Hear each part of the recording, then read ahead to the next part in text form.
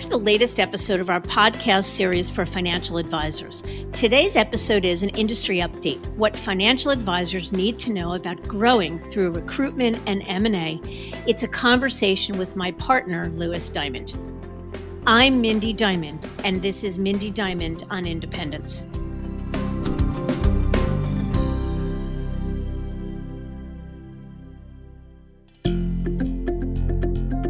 This podcast is available on our website, diamond-consultants.com, as well as Apple Podcasts and other major podcast platforms. If you are not already a subscriber and want to be notified of new show releases, please subscribe right on your favorite podcast platform or on the episode page on our website. For Apple Podcast users, I'd be grateful if you'd give the show a review.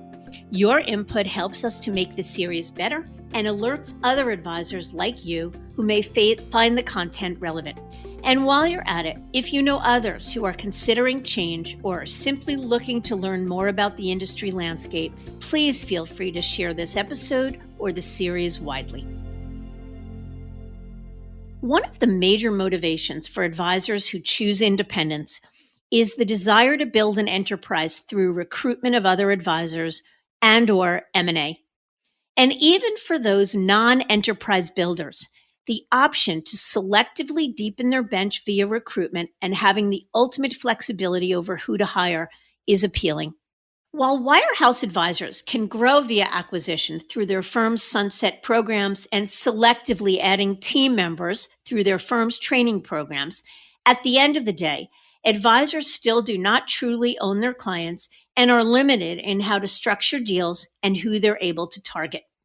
Although M&A continues to set records across the industry, and we are in the midst of one of the most active recruitment times in years, it's still a highly competitive process to successfully execute an inorganic growth transaction.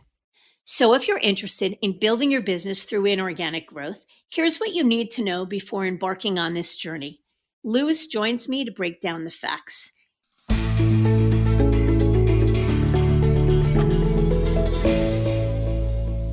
Lewis, as always, I appreciate your expertise. Absolutely. This is always a fun time to exchange ideas.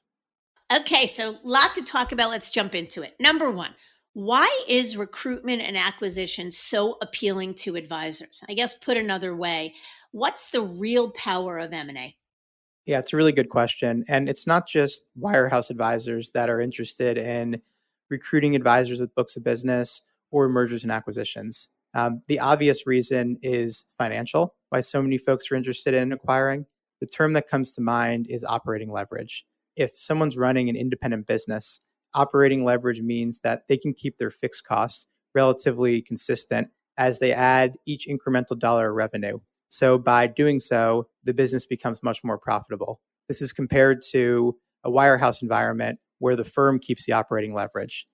Another reason folks are interested in M&A is because of the concept of a rising tide lifting all boats.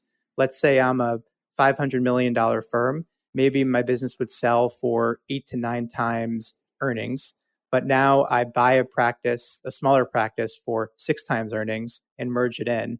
Now, all of a sudden, when the business sells together, maybe I get a 10x multiple, and I've made up the difference too in what I paid initially versus the valuation now. A third reason why M&A is appealing is the ability to grow a bench of next generation talent. So whether it's to create your own internal succession plan or just to add some capacity to your firm, it's a really interesting way to not just bolster the number of young folks in the firm, but many times the caliber and even an expertise. So maybe a firm acquires or recruits to add a credible portfolio manager, or maybe they want to get into a new niche market. And this is a nice way to grow your team, both through recruitment and acquisition.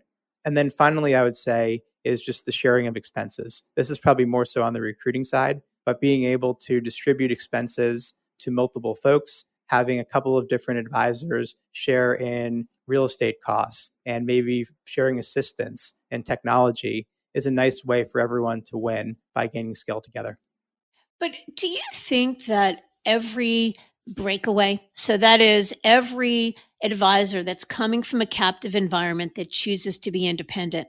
Is every one of them interested in inorganic growth, what we define as recruiting and acquisition?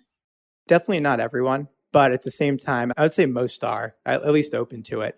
Acquiring is taking on more risk than recruiting an advisor because it means putting either your hard earned equity into a transaction or writing a pretty meaningful check. So that may not be for everyone, but really most firms are at least open to the idea of recruiting advisors, at least ones with books of business. So it's not a requirement for independent advisors to recruit or acquire, but at some point, every firm needs to solve for succession. And most firms are looking to grow, and growing inorganically via recruitment or acquisition is one of the more efficient ways to do so. It reminds me of a story. About a decade ago, I worked with a team that was in Colorado that was leaving UBS and considering independence. And originally, when they first came to me, they were pretty sure they wanted to get a big deal by moving from one major firm to another. So the leap to independence itself was a big leap. When we began to talk about the power of inorganic growth, of recruiting or acquisition, their first response was, "No way. We've got more than enough than we can handle. We have no interest in that. That's a bridge too far." But when they began to see the numbers and how, as they increased margins and operating leverage, how that had an impact not only on profitability, but on the overall valuation, that completely turned their head. And in the last decade, they've probably done 5 or 6 different acquisitions. Yeah, great story. I agree. Yeah. So let me ask you another question. How specifically is the opportunity to recruit and acquire different as an independent than at a captive wirehouse or broker dealer? Yeah, that's a great question because it is true, and you mentioned it in your introduction that advisors at a wirehouse or at a broker dealer are able to, in essence, acquire a book of business, typically via their firm's preset sunset programs. The real difference, though, I'll give you a couple of examples. Is number one, if you're an independent and you're embarking on an inorganic growth journey, you're not beholden to just the advisors that are either within your market or already on your platform. So you can expand to really any RIA firm that's across multiple custodians, since RIAs can add different custodians relatively easily. And it means that the advisors wouldn't have to repaper either, which is a really important fact. You can also look to bring on advisors from other RIA firms. You can look to acquire an independent practice from a broker dealer. And you can even bring on someone from either your old firm or from another captive W 2 model. So by being able to fish in more ponds, you're able to maximize the number of at bats you get and also be able to grow more of a national firm if that's what you want to do. Another big difference is, and this is probably the most important, is having complete flexibility with how to structure deals and be able to structure deals that really match someone's goals.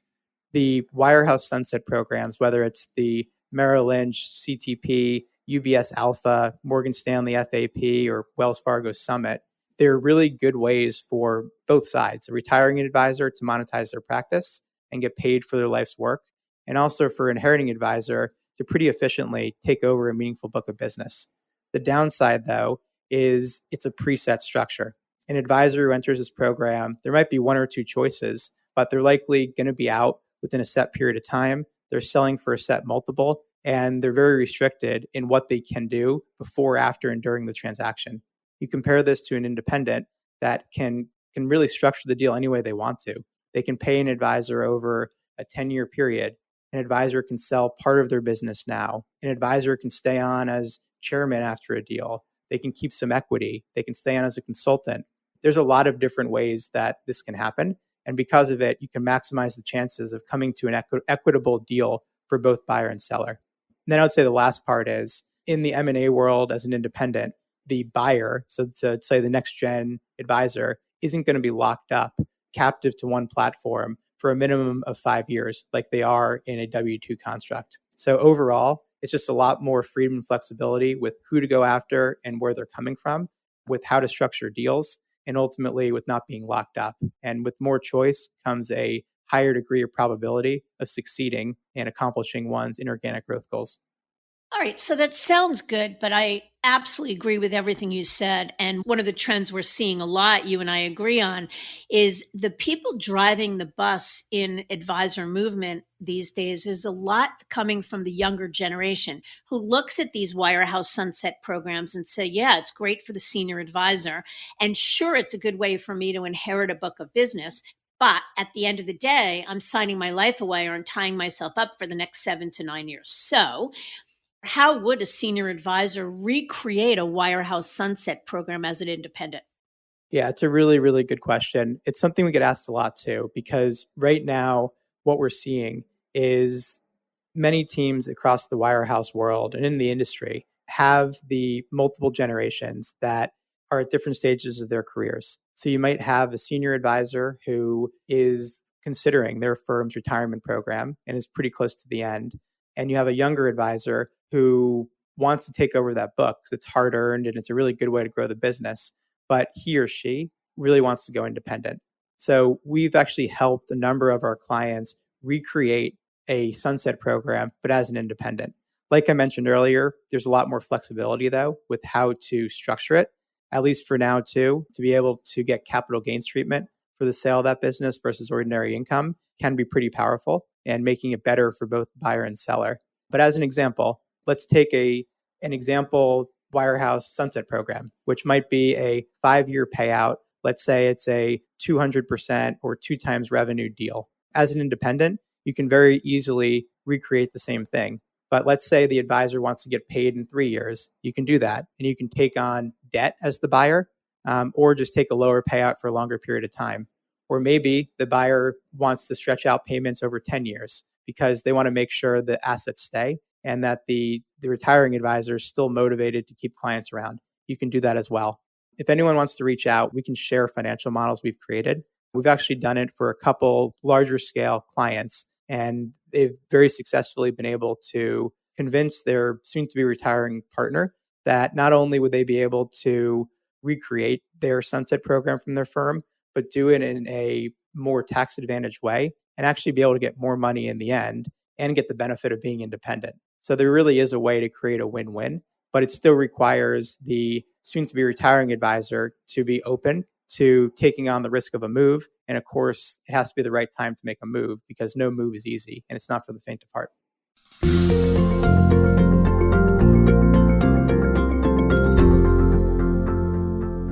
How does a next gen inheritor who has interest in independence, what are some of the talking points? How does that next gen inheritor convince, and I hate the word convince because it sounds like they're selling or forcing them into something, but how do they make the case that independence might be better for the business overall, for the next gen, but also for the senior advisor? Yeah, that's a great question. And I think you're right. You can't convince, because I agree, you can't sell someone on it. I think one of the biggest things is the first generation advisor has to have a belief, and a pretty strong belief, that their current firm isn't the best place for their clients, for the business, or for their team members. If the advisor is relatively happy, then no matter how compelling the opportunity might be elsewhere, it doesn't make sense for them. And it's easier for them to just simplify their life and not have to worry about a transition.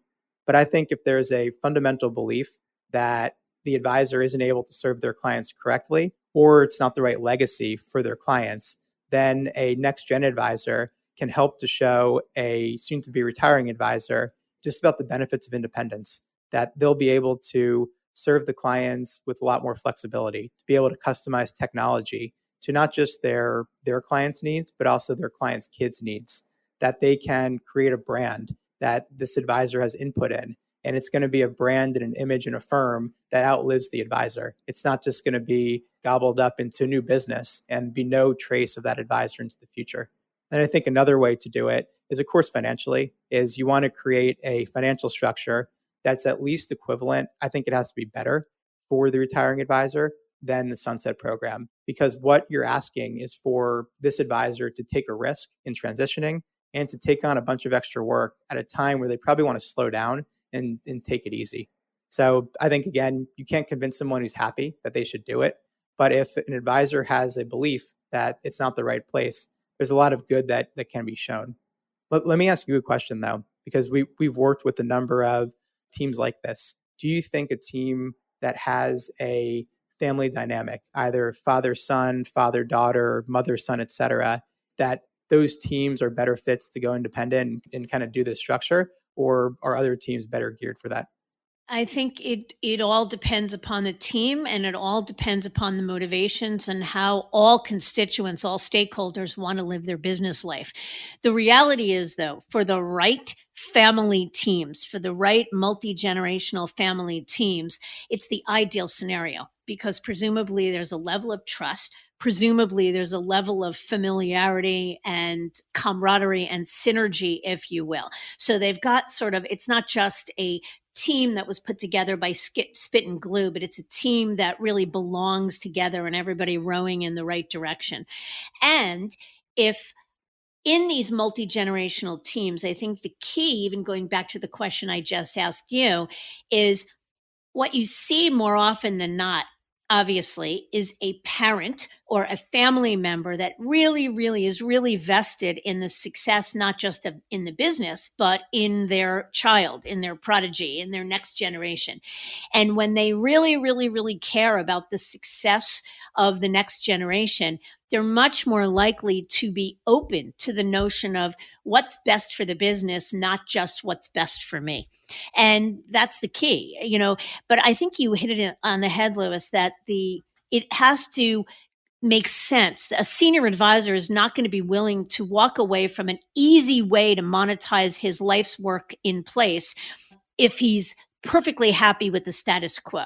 It has to come from a level of either enthusiasm about being able to do something that he or she can't where he or she is, or in frustrations with the status quo and really wanting to do something different. Yep, I think that's exactly right. And there's plenty of teams also where they may not be blood relatives, but the advisors, they look to each other as family. And there's just a higher degree of trust and more of a care that the next generation is going to be in the best possible place. So it doesn't have to be a family member team, but certainly when you have a family dynamic, it does make it more likely that G1 is going to be more likely and more willing to want to go independent if they deem that to be the best possible option for their child and for the rest of the team. Yeah, agree completely. So let me ask you another question. It's obviously a very competitive market. In fact, we call it a seller's market where there's an enormous amount of competition for top talent. And every firm considers themselves a buyer. So ultimately, what are valuations and deal structures and recruitment packages? What do they look like? And why is it so competitive? Like, who is the competition? Yeah, really good question. This is going to be a bit of a longer answer because there's a lot to unpack there. As far as the competition, it is relatively fierce. On the M&A side, you have private equity firms more and more coming into the space every day because they view the really appealing characteristics of the independent wealth model and its recurring revenue. But then you also have private equity firms that have invested in a platform or a national firm that is now going to use that capital to go out and roll up other RIAs. And these firms are fierce competitors. They have a ton of capital behind them. They have scale. They're experienced deal makers, and they're formidable competitors. On the other hand, you still have large national RIAs or even local ones that are a couple billion under management, maybe. They might still be private, but these firms can put forth a pretty compelling value proposition to a seller or to a prospective recruit because they have the scale to have a number of new services that maybe your smaller firm can't access. So maybe they have tax prep under one roof and estate planning attorneys and many of other things that it's just very expensive to afford on your own. Another potential competitor is a firm that can just write a big check on the recruitment side. So maybe it's more of a traditional wirehouse or W-2 model. Maybe it's a broker dealer like an LPL or a Commonwealth or an Ameriprise who can write a pretty competitive forgivable loan to an advisor to come over. So lots and lots and lots of competition from folks that likely have a little bit more capital and more experience in doing this than you do. Doesn't mean that it's not possible. You just have to be that much better in your process, in what your value proposition is, and in your execution, knowing that you have to be pretty flawless in order to make this happen. On the structure side, that was the other part of the question. M&A deals are usually structured as a multiple of EBITDA or free cash flow. Very different than a multiple of top line revenue, like you see in traditional recruitment deals. That's how most legitimate buyers would value a business. The multiples really do depend upon the size of the business, what its organic growth rate is, absent market appreciation. It could be the depth of the team, the services, even the market that the business is in. And I would say the multiples range anywhere from maybe 3 to 4 times on the low end up to 10, 12, even 15 times earnings on the high end. I believe United Capital sold to Goldman Sachs for 17 times earnings. So that's the ultimate aspirational deal, but most will be in the mid range. Some firms would acquire in a multiple of revenue. Sometimes for, I would say, more streamlined businesses, more of just a book of business, single advisor without any real expenses, a multiple of revenue might be useful, but almost always it's going to be a multiple of EBITDA or free cash flow. And then on the recruitment side, recruitment packages can really vary. And if you're independent, you have a couple of different ways you can bring an advisor into your firm. Maybe you bring them in as an independent contractor. You could bring them in as an employee. You could buy their business. So depending upon that dynamic, the package might be different. We do believe that any firm that wants to be competitive in recruiting advisors with books of business, they should offer some level of upfront capital. It's not necessarily a requirement, but it will make you stand out because most RIA firms aren't going to be in a position to offer an upfront deal. So we think it's a helpful tool. Even offering something in the range of 20 to 50% of trailing 12 can really make you stand out from a crowded field. And then you have other levers you can play with, like payout and expense sharing and even equity as part of the deal structure. Okay, so it raises a lot of questions. The first is, how does a smaller independent firm compete? Is it that who either can offer significant transition money or just really shouldn't, is in a position to do so? How do they compete in this crowded field? Yeah. So the answer is oftentimes they really won't compete. There's going to be a ton of advisors who you probably just shouldn't even compete for because what they're looking for is very different than what you can offer. Even if you have the willingness to write a big check, you still may not win versus some of these mega firms. But I promise you, don't get discouraged. It's still very possible to grow meaningfully through recruitment and acquisition. But what you'll have to do is first, I think, be very clear about what types of advisors are going to be the best fit within your firm and be really honest. If you're a $200 million firm, even though, of course, you want a $500 million advisor to join you, it's probably not going to happen. So be realistic about the size and the caliber and the type of advisor or team that might join you, because that'll save you some unnecessary conversations. From there, let's say you've honed in on who your ideal target is.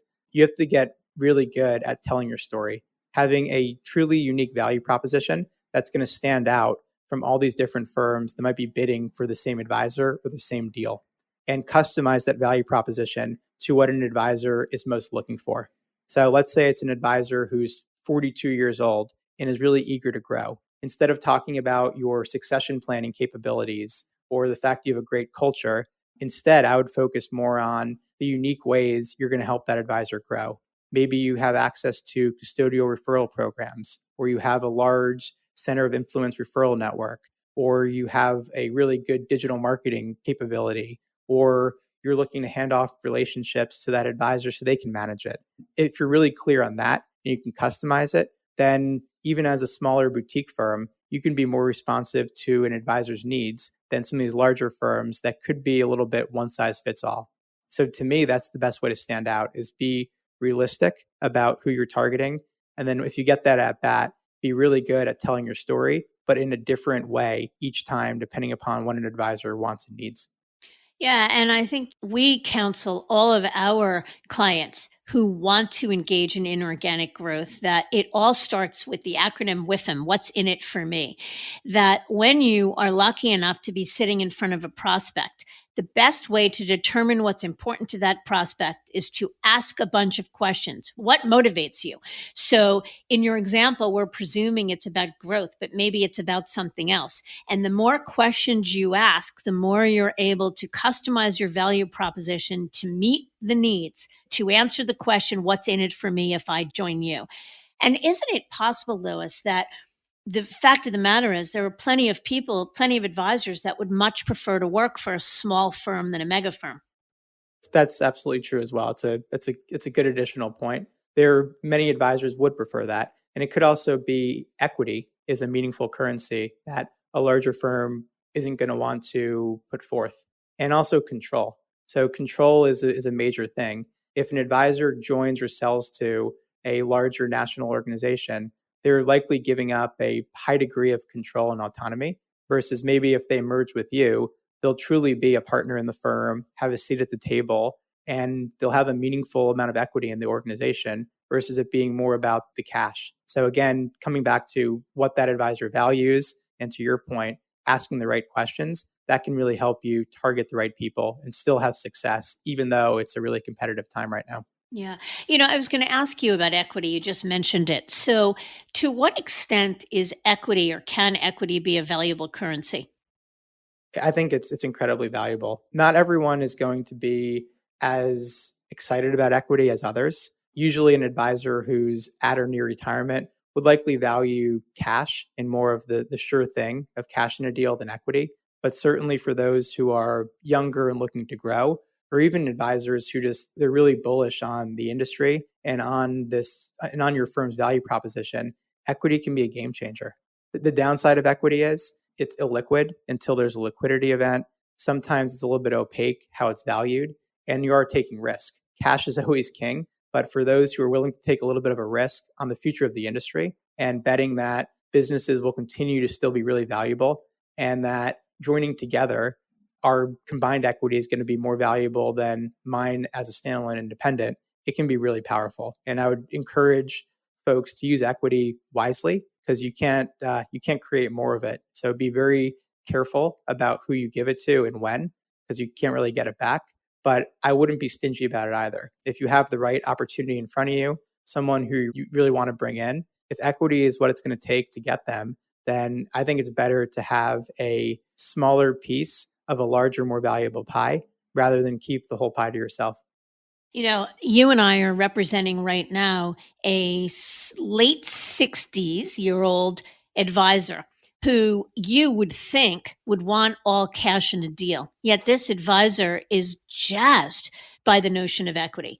And what gets him jazzed about it is that the firm that he's looking at, the independent firm that he and his team are looking at, has done an exceptionally good job of painting the picture of how that equity is valued. In other words, how they arrived at the valuation, how the firm is growing, what the equity could be worth, what they see as the end game or who the buyer for that equity will be, and the different opportunities or ways for the advisor and team to monetize that equity. And it essentially, they connected the dots for this team to show them that, in fact, equity in this case is more valuable than cash. Yep, absolutely. I think Yeah. that's a very good example. Yeah. Okay. So, are there different ways or structures for a firm to recruit advisors to their firms? Yeah, and that's the beauty of being independent. If you're going to try to recruit advisors to your team in more of a captive model, you don't really have many options of how to do it. The only mechanism you have to play with is your revenue splits. You're still beholden to your firm's compensation plan and their payouts and even ways to structure your team. But on the independent side, you probably have 4 or 5 different ways at a high level that you can recruit someone. And it's really up to you, I think, first to decide what's the strategy of your firm and what's the vision.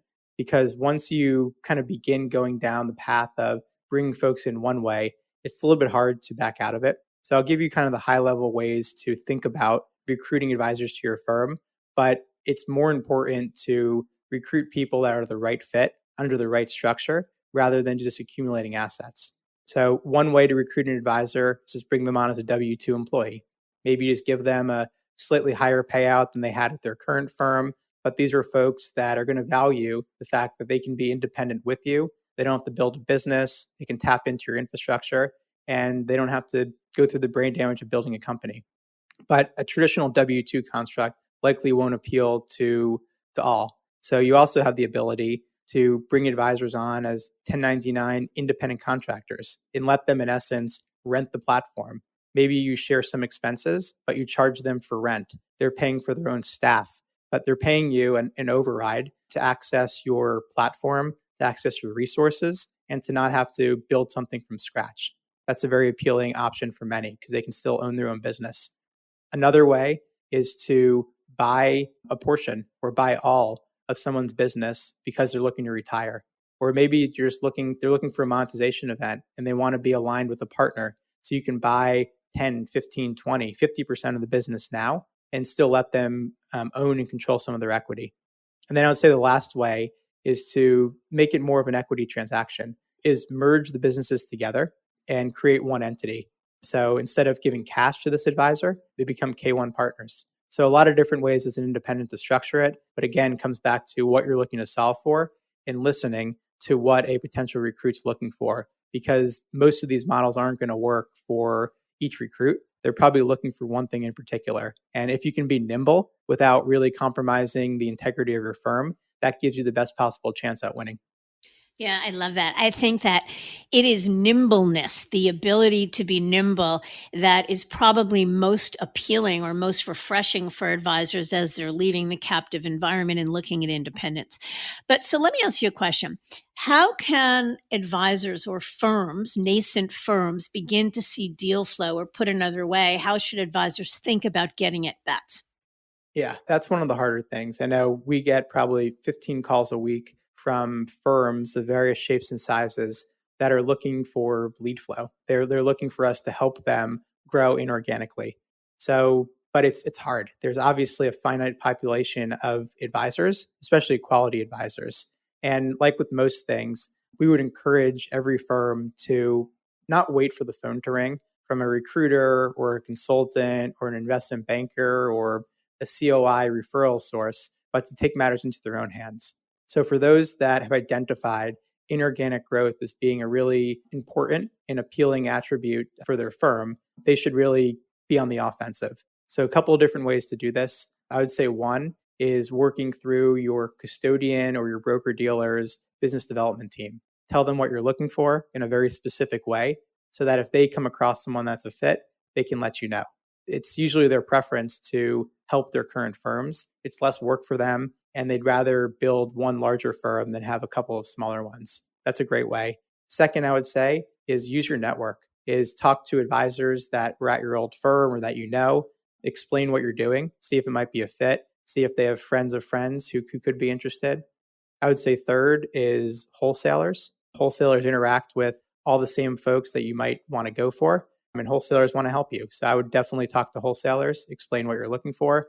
Fourth would likely be just going on LinkedIn or subscribing to a research provider and just doing cold reach outs. Hit people up on LinkedIn via one of their different platforms, come up with a good email to target people, even get your hands dirty and cold call. A lot of different ways to do it. The last way I would say though, and this one is a big decision, is for firms that are really interested in growing through M&A especially and have struck out in the past, either because they've gotten to the altar and just haven't had a competitive deal structure, or maybe they're not seeing the flow that they're looking for. Another option is to merge or align with a strategic partner. So maybe you sell a portion of your business to a private equity firm or to a family office or to an investor, and then let them become your in-house investment banker and let them be your deal team. Another way would be to merge with a firm that's not really in your market and then use that firm's capabilities and value proposition and capital to then go out and do sub acquisitions for yourself. So depending upon how important it is for you, we might decide how much time and how much you're willing to give up to make this happen. But short story is, if it's important, then do whatever you need to accomplish that goal, and don't wait for it to just happen and fall into your lap. And, I'd add one other way to do it. You and I are going to be doing an episode coming up shortly, probably in the next month or so, about content marketing. And content marketing, digital marketing, has been an extraordinary growth engine for our business. And we are going to share some of our secret sauce or behind the scenes ideas. And it is a great way of not only growing a client base, but letting the advisor population know that you are open for business and a firm worth considering.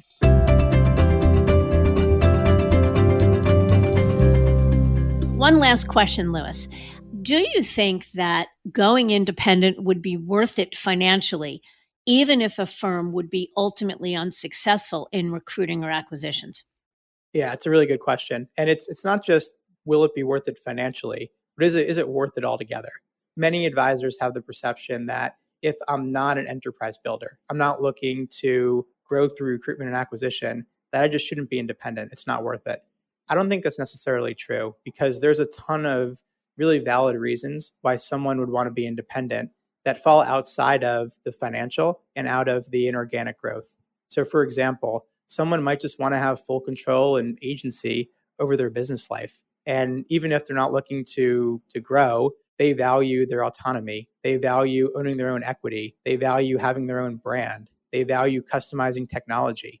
So while the math for independence definitely becomes more compelling, if you are aspirational about recruiting and acquiring, it still makes a ton of sense. And even I'm thinking of an advisor I know well who has grown a practice over $1 billion in assets, who has zero interest in recruiting and acquiring, but has almost doubled their business organically by going independent. So the math definitely makes sense for him. And he's just focused on the organic opportunities in front of him. And maybe he'll look to recruit or acquire in the future, but he's more than made up financially for going independent just by his own growth. And recruitment and acquisition, it's a lot of work, it's risky, and it's distracting. So there is something to be said about keeping things simple. And if your firm is still growing at a rate that you're comfortable with and you have the right capabilities, then sometimes it's right to stick to your knitting and not get distracted by the bright, shiny objects and just focus on what you're really good at. Yeah. Lewis, thanks so much for joining me today. I realize what a juicy and important topic this is because whether you are already the principal of an independent firm and considering putting your toe in the inorganic growth waters, or you are a captive employee advisor at a wirehouse or otherwise and thinking about breaking away and going independent, one of the things you should be thinking about is there interest in growing by acquisition or recruitment? And if so, why and what impact does it have? And how can you be successful? So thank you a lot for joining me today. We'll probably talk more about this in an upcoming episode. Absolutely. Thank you.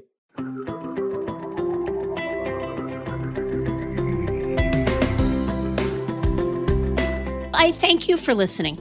And I encourage you to visit our website, diamond-consultants.com, and click on the Tools and Resources link for valuable content. You'll also find a link to subscribe for regular updates to the series. And if you're not a recipient of our weekly email, Perspectives for Advisors, click on the blog link to browse recent articles. These written pieces are an ideal way to stay informed about what's going on in the wealth management space without expending the energy that full-on exploration requires. Feel free to email or call me if you have specific questions. I can be reached by cell at 973-476-8578 or by email at mdiamond@diamond-consultants.com. Please note that all requests are handled with complete discretion and confidentiality. And again, if you enjoyed this episode, feel free to share it with a colleague who might benefit from its content. And if you're listening on the Apple Podcast app, I'd be grateful if you gave the show a star rating and review. That will let other advisors know if it's a show worth their time to listen to. This is Mindy Diamond on Independence.